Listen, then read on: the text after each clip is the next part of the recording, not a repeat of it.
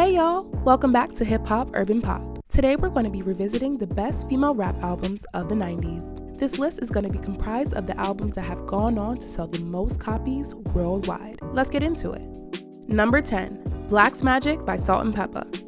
Black's Magic was released on March 19th of 1990, peaking at number 38 on Billboard 200 and number 15 on Billboard Top R&B Hip Hop Album charts. The single, Let's Talk About Sex, advocates safe sex and combats the heavy censorship surrounding sex and the HIV/AIDS epidemic during that time.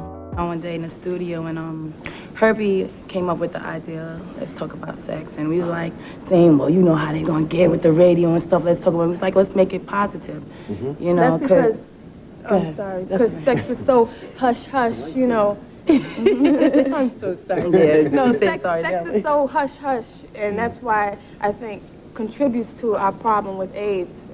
We need to talk about it. Everybody is not really taking this AIDS thing as seriously as they should. Instead of backlash for this song, you've had people come to you and want you to change the lyrics to help AIDS. Salt produced 4 songs on the album, including Expression, Like to Party, Start the Party, and Independent James. The hooker. Slut puppy. The adventures of slut puppy. The single, Let's Talk About Sex, peaked at number 13 on Billboard Hot 100 and number 2 on the UK singles chart, selling over 1 million copies worldwide. Let's Talk About Sex was also number 1 in 9 countries. Black's Magic went on to sell over 1 million copies worldwide. Let's talk about sex, baby. Let's talk about you and me. Let's talk about all the good things and the bad things that make me. Let's talk about sex.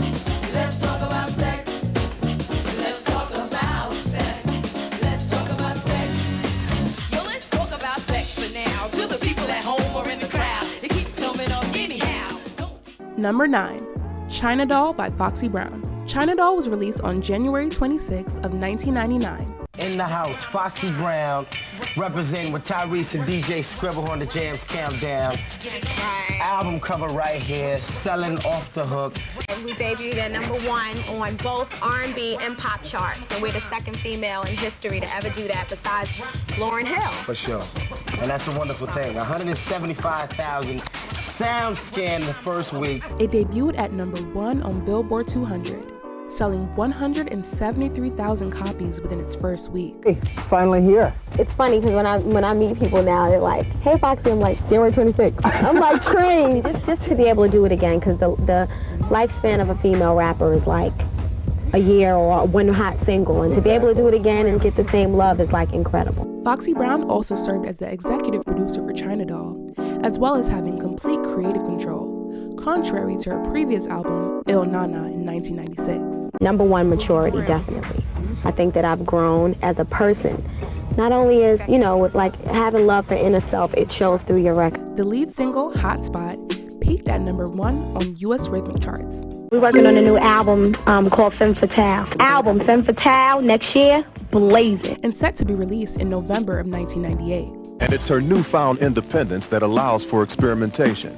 On China Doll, she enlisted the help of, among others, Mary J. Blige, Jay-Z, as well as Fiona Apple. Foxy Brown was set to record a single with singer Fiona Apple, both being fans of each other's music, but due to scheduling differences, it fell through.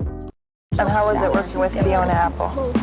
I'm into, like, even being a hip-hop artist, I'm into, like, other music. Like, I like pop, I like rock, so I was a big fan of hers. I liked the fact that she was rebellious. Like, she was different. She did what she wanted to do. She was young, you know, like, it'd be dope to do a song with her. And she was a fan also. China Doll went on to sell 1 million copies worldwide. This album right here was just to show growth and development. I think to let people know that I can stand on my own without being known for my success being known, you know, like credited to someone else, being able to do it on my own. And it was like I went in the studio and I organized everything and I picked the producers and I picked the people that I wanted to participate on the album.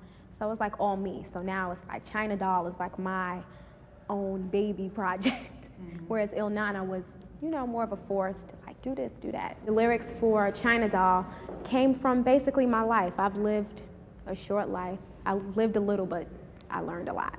You know what I mean? So it's like experiences. I have a record called My Life, which talks about my father leaving us at an early age and my mom raising us alone, and the fact that I looked for love in these type of men, and I thought it was okay for them not to say that you were pretty, and okay for them not to bring home flowers, because that was the norm for me. And this whole album is basically like the first album was the things I wanted to have, the cars I wanted to drive, and this album is now I have all of that, what I had to do to go through it. You know what I mean? To get it, what things I had to go through to get to where I am now. Number 8, Functified by Debrat. Yeah. What's up to all y'all motherfuckers out in the land watching this shit? Kicked it in Jermaine's crib in the little studio part. Just the ghetto wall. Everybody that done came through put their little tag on it. And if you don't know by now, by just watching this motherfucker, I'm Debrat. What's up, big baby? Functified was released on June 28th in 1994. The album debuted at number 11 on Billboard 200. Functified also peaked at number 1 on Billboard R&B hip-hop album charts. My album basically describes myself because since this is my first album, I rap about me, my clique, which is So Def, and my friends on the block. Basically the things we do every day. We smoke, we listen to music, we play games, Sega, NBA jams, pool, whatever's fun. I mean, and I describe my music, some old funkified gangsta shit. By January of 1995, 6 months after its release, Functified sold 1 million copies, going platinum and making Debrat the first solo female rapper to do so. I'm the first female solo artist to go platinum. Niggas didn't think, I guess, that a woman, a bitch, or whatever you want to call it, could do that shit. It's a tough thing to do, and she did it, so we're here to support all of them. We're all family. Congratulations to Debrat.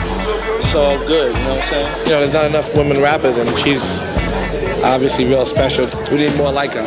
The single Functified peaked at number 6 on Billboard Hot 100. The album went on to sell over 1.1 million copies worldwide. I guess this almost the end, huh? Damn, I had fun with all y'all niggas. Hope y'all had fun peeping this shit. You know what I'm saying? Cause it ain't nothing but a motherfucking G thing, a Chicago thing, an Atlanta thing, and I'm faded. Peace, love, and soul to all my brothers and sisters. Say hell yeah! Check it. It's me, the OG funk bandit. Who's that? The beat to the R.A.P. And in fact, if you ain't heard of me, take a seat, lay back and listen as I bust for your hell on this funkified mission. Yeah, so Number 7, Super Duper Fly by Missy Elliott. Super Duper Fly was released on July 15, 1997. The album debuted at number 3 on Billboard 200, selling 129,000 during its first week. In the summer of 1997, after signing a lucrative deal with Elektra Records, Missy Elliott turned the hip-hop world on its head when she dropped her debut album, Super Duper Fly. I thought I had something that was unique. I wanted to break down all barriers, and I wanted to be a risk taker. Super Duper Fly also peaked at number 1 on the Billboard US Top R&B Hip Hop Albums chart. Timbaland and Missy wrote and produced every song on the album. My current single is The Rain, and Super Duper Fly is The Rain, and I'm Super Duper Fly. It's from my album, my upcoming album, July 22nd. The Super Duper Fly is the title. And it's just one of them tracks that's like the year 2000. It's futuristic. I just did a video for it, and it's like an alternative video. Okay. So it's like something that you're gonna see on MTV a lot, hopefully. The second single, Sock It To Me, peaked at number 12 on Billboard Hot 100, selling over 600,000 copies. Super Duper Fly went on to sell over 1.2 million copies worldwide.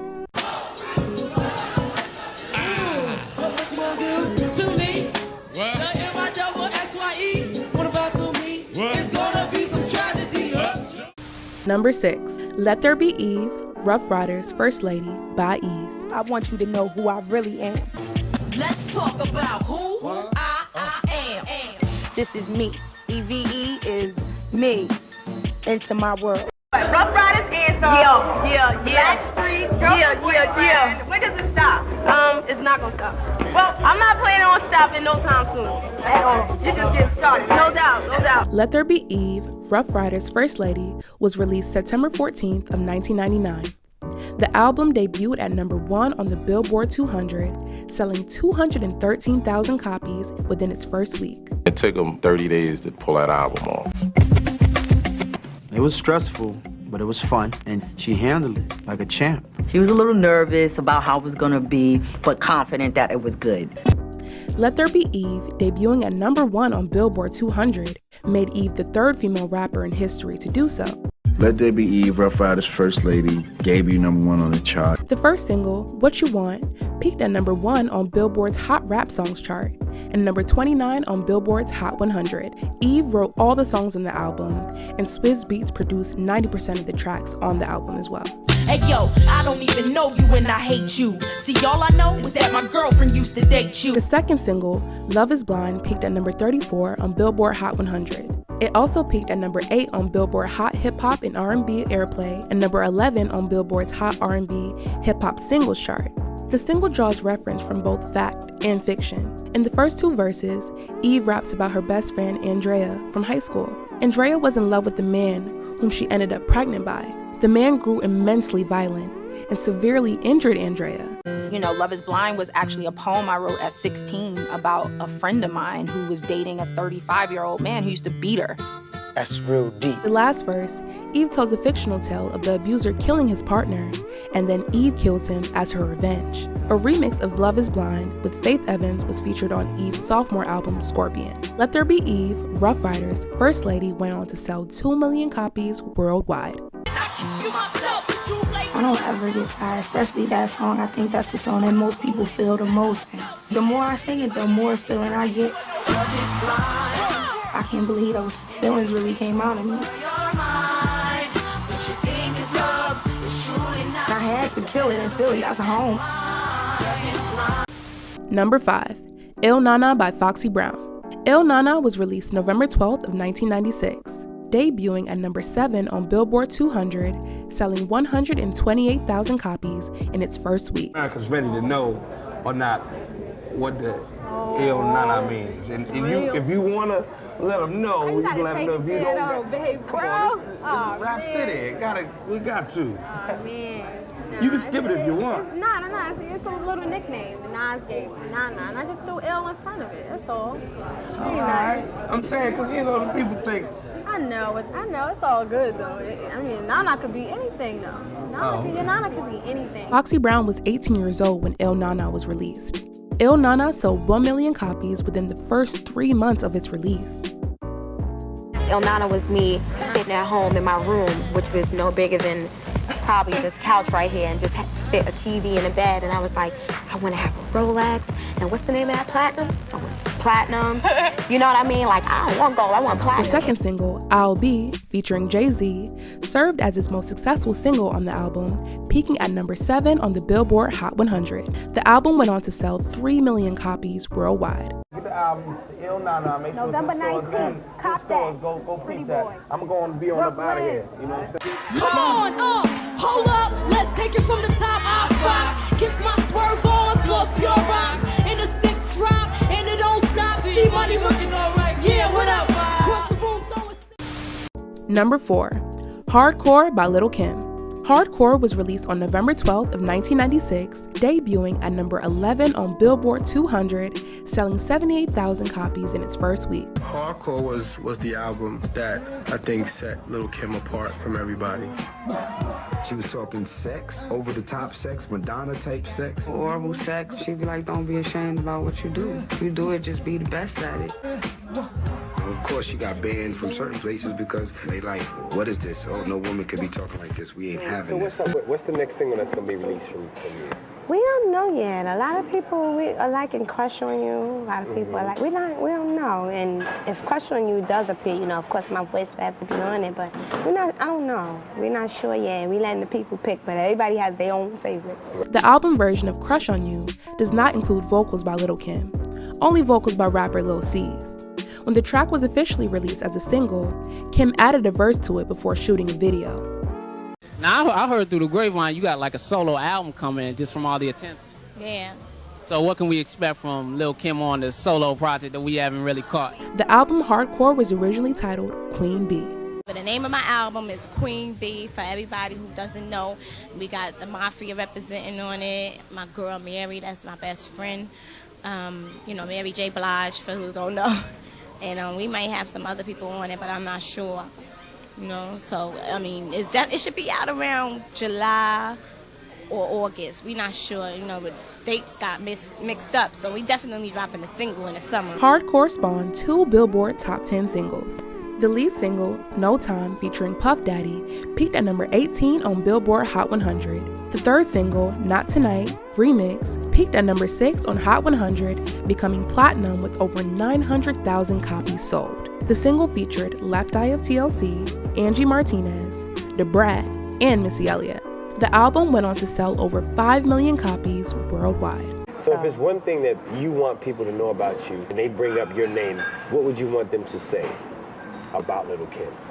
That's a bad Come on! Say what? Let's go. I'm Mama, Miss Savannah. Usually rock the product. Number 3, The Real World by Missy Elliott. Missy Misdemeanor Elliott, The Real World, featuring She's a What and All in My Grill, and many special guests. Available now at all Sam Goody locations. The Real World was released June 22nd of 1999. The album debuted at number 10 on Billboard 200, selling 161,000 copies within its first week. And I had a lot of collaboration. I had Aaliyah, Da Brat, Big Boy from Outkast, Lil' Kim, Lil' Mo. Look, there's so many people I gotta look at the CD. Lady Soul, Juvenile, Beyonce from Destiny Child. Oh man, I got everybody to name. Nicole, Redman. It had June 22nd. Get it, cause it's off the hook. You see? Timbaland produced the entire album. The remix to the third single, Hot Boys, turned out to be the most successful single on the album, reaching number 5 on the Billboard Hot 100. You know, it took people a minute to like see a darker side of Missy Elliott, because my first album was so bright, and this album is so like got this violins and strings and stuff in it. But it's coming along now, so you know, people just see that I'm on something different. I'm far, far left. I'm like an alien. I'm here for Missy. What's up, Missy? Yeah. Happy birthday. I mean, she don't even know what she is. Nah, congratulations, Missy. She is platinum and over platinum, and she is well deserving because she is a fucking star. Excuse me. The album was originally titled She's a Bitch. In February of 2000, just 5 months of its release, The Real World was certified platinum with over 1 million copies sold. The album went on to sell 6 million copies worldwide. Missy Misdemeanor Elliott, and I'm sitting here looking through my CD the first time I get to see it myself, and I kind of look alright on the cover, huh? What? Got a little slim, caved down a little bit. I got the one called Stickin' Chickens with Da Brat and Aaliyah. This album is 3,000. Like, we always go a decade ahead. So it's like whenever 2,000 come, we go 3. When 3 come, we go 4. So we always ahead of everybody, and it's real street. But the beats is crazy. Off the hook. I promise anybody that listens to it, don't get. Number 2, Very Necessary by Salt and Peppa. They're the only female rap act that's gone platinum, but don't think you're gonna catch these ladies sleeping. With the release of their latest project, Very Necessary, fans have a lot to look forward to in the 9-5. Very Necessary has already sold over 1 million copies. Folks, please, a nice warm welcome to Salt and Peppa. Kids! Very Necessary was released October 12th of 1993 and sold around 300 to 400,000 copies within its first week. The album later peaked at number 4 on Billboard 200. We've been working with Herbie and other producers for the first time. I produced myself, Salt and Pepper's doing a lot of writing, but also having other people write. So it's a collaboration of different people, which we've never had before. So we're real excited. And June, it should be coming out in June. Singles Shoot and What a Man were both top 5 platinum hits on Billboard Hot 100, with Shoot peaking at number 4, selling 1.2 million copies, and later selling an additional 615,000 copies, digitally totaling 1.8 million copies. Talk about our girls in Vogue, if you know what I'm saying. It was so much fun getting with them, right? We had this girl named Khadijah, and she sounded a lot like In Vogue, so she put us in the mind of them, so we said, why not ask them if they would do the song with us? And we did, and they said yes, and we couldn't believe that they did it, and they couldn't believe that we asked, so it was... What a Man peaked at number 3, selling over 1.3 million copies. Salt and Peppa also got to produce some songs in the album. Track number 6, titled Step, was produced by Spinderella. Track number 7, Shoop, was produced by Salt and Mark Sparks, with Peppa as a co-producer. The album's third single, None of Your Business, peaked at number 32 on Billboard Hot 100 and earned the group their first Grammy in 1995. Very Necessary is Salt and Peppa's most successful album to date, and it went on to sell over 7 million copies worldwide. So test my steak, mess around, yeah, punk. Jump up and get beat down. Big Ray on MTV with Salt and Peppa, and you gotta know he's the man. What a man! This is my show. So check him out, he's kicking lyrics to this funky track to the beat, y'all. Yes, like that. Big Ray in the house. Big up, big up, big up, big up. Salt and Peppa in the house. Enough respect, lovely ladies. Hey ho! This is my show.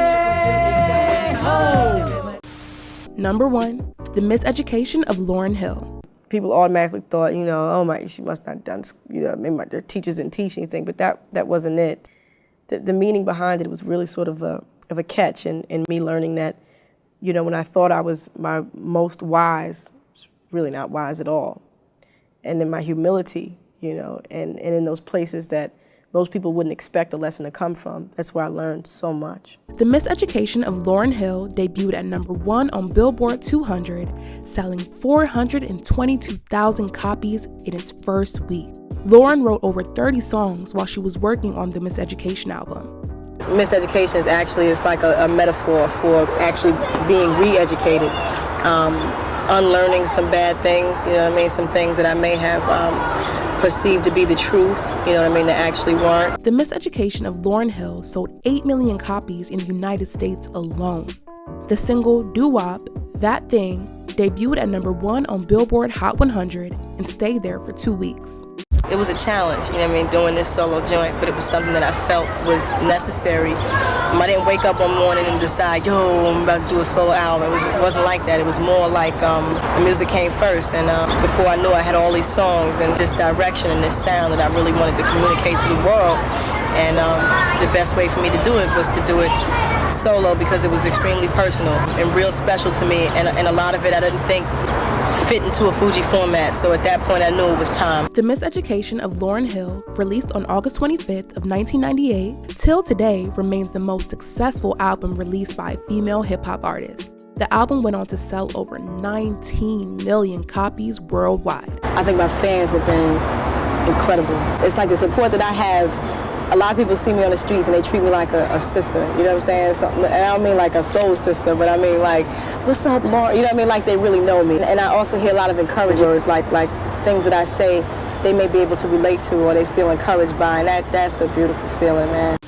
Which of these albums were your favorite? Let us know in the comments below. We'll catch y'all next time.